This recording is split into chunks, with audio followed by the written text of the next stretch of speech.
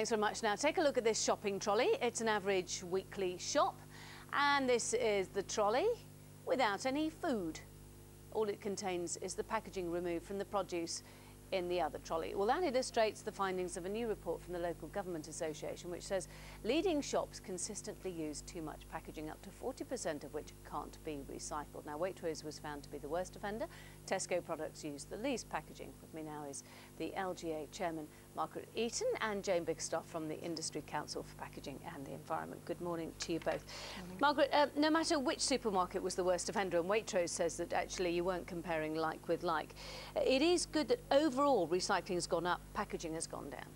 Yes, it is, but we're still the dustbin of Europe. We put far more into landfill than any other equivalent country in the continent, and of course this is hugely costly because it costs £32 a tonne at the moment, going to £48 a tonne by 2010. That's £1.8 million spent by putting rubbish into the ground, which is hardly a good use of taxpayers' money, which is what it is. No, it isn't, is it, Jane Bickerstaffe?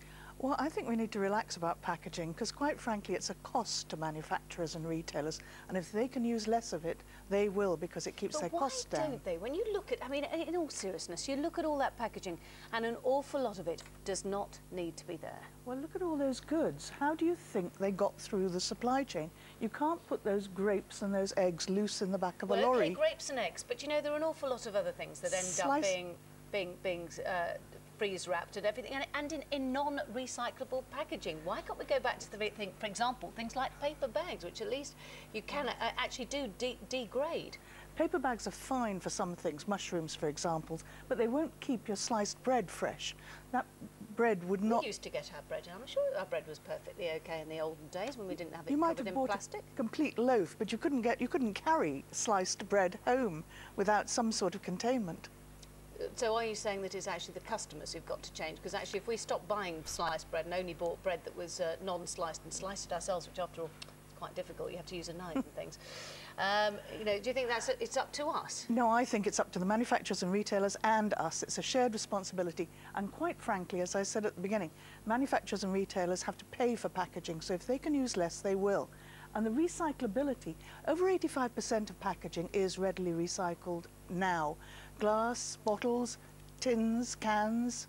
Well, you see, we're not looking at tins and cans there, are we? See, that's the problem, isn't it? Margaret, what do you say to I this? just say that really, if we could recycle more, that's fine, but it's the excessive packaging, it's things that can't be recycled that really are the problem. And as I say, it's the cost to the taxpayer. It'll be far better. Supermarkets already pay towards recycling. If they could pay more, then it would surely be an incentive as well for them to actually produce less costly packaging that has to go into landfill. Yes. What do you want the government to do with this report? Well, I think it's very important that the amount of money, as I said, that supermarkets to pay towards this is increased so that we can actually focus attention. Already, our first survey, and we've done 3, has helped Marks and Spencer's, for instance, from being second to the bottom in this field to actually now being second to the top. So it focuses the mind, and there is things that can be done and done quickly, which will help the taxpayer and also help the costly packaging that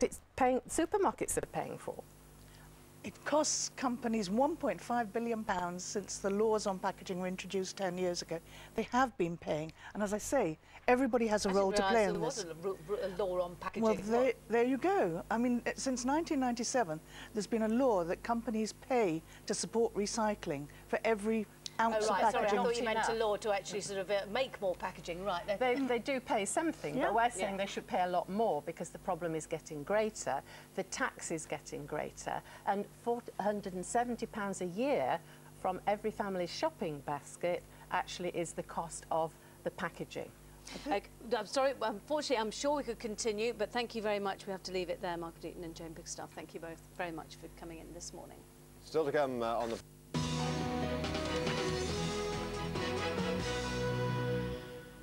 Hi there, now take a look at this shopping trolley here. There you go, as you can see, it's full of produce from an ordinary shop, some raisins, some cereals, some fruit, some bread, some tea bags, of course. That makes this second trolley here look all the more shocking. As you can see, it's just as full, but this trolley doesn't have a crumb of food in. In fact, it's just the packaging from all the goods in this trolley here. Now then, Waitrose apparently is the worst offender of all the supermarkets, according to a local government association report. It says that shops are still using too much packaging, and as Tiffany Royce reports, up to 40% of it can't be recycled. A pear's not just a pear anymore, it tends to come with its own plastic lid. Broccoli is shrink wrapped, and a pizza doesn't just have a box but its own plastic cover. A whole lot of packaging that pushes prices up and costs even more to get rid of. So which supermarkets use the most? Well, here's a shopping list of 29 different items, from potatoes to cornflakes. It's things you'd buy on a regular basis. So let's hit the high street and find out.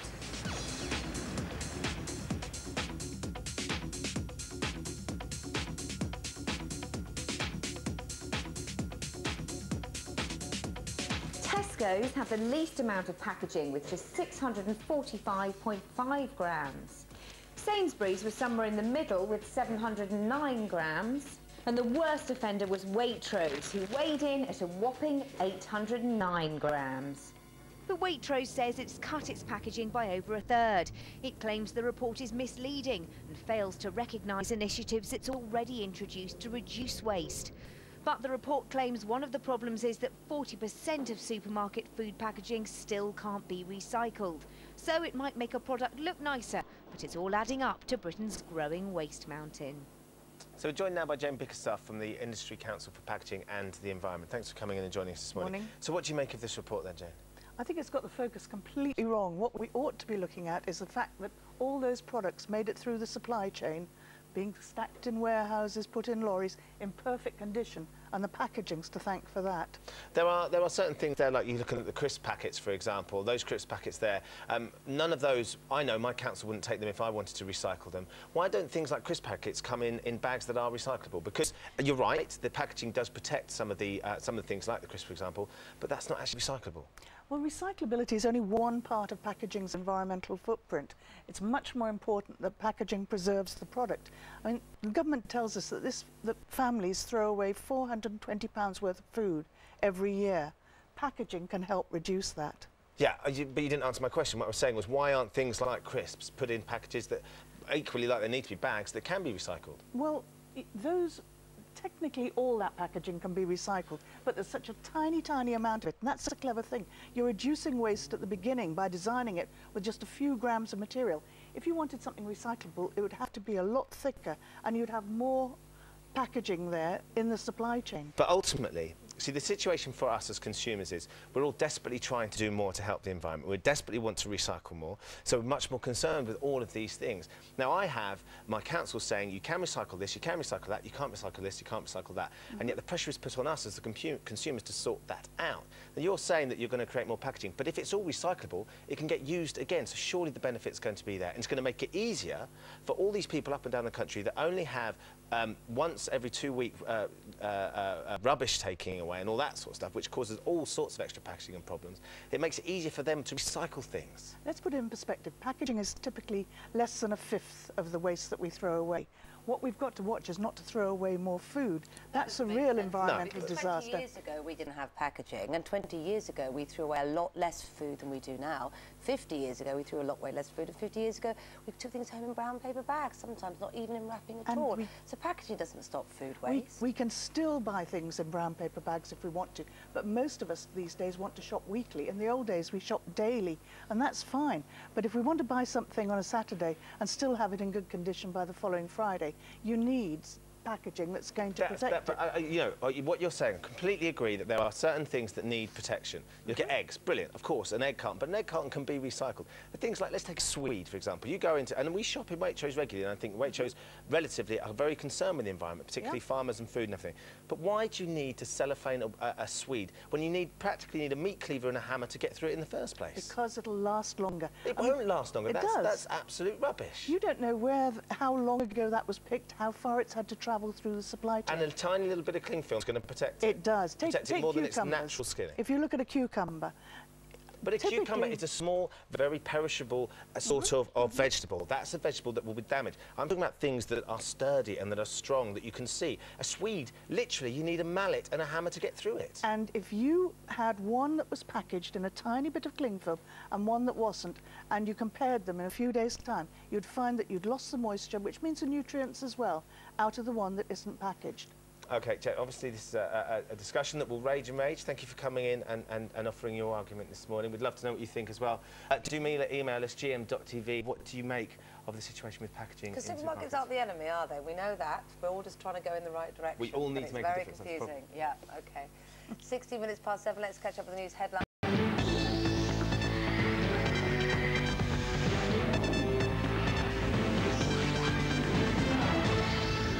Now, we're often told to watch what we eat, but do you ever look at what your food is actually packaged in?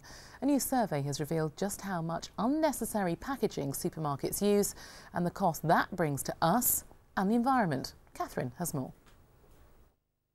It protects products and entices us to buy them, but do we really need our shopping so swathed in plastic? Not according to the local government association, which has named and shamed the worst offenders for excessive packaging. In third place, it's the Co-op. In second, Lidl. And weighing in with the heaviest wrapping of all, Waitrose. But is this all actually waste? To weigh that up, we have two experts. One who thinks packaging is over the top, and one who says it is necessary.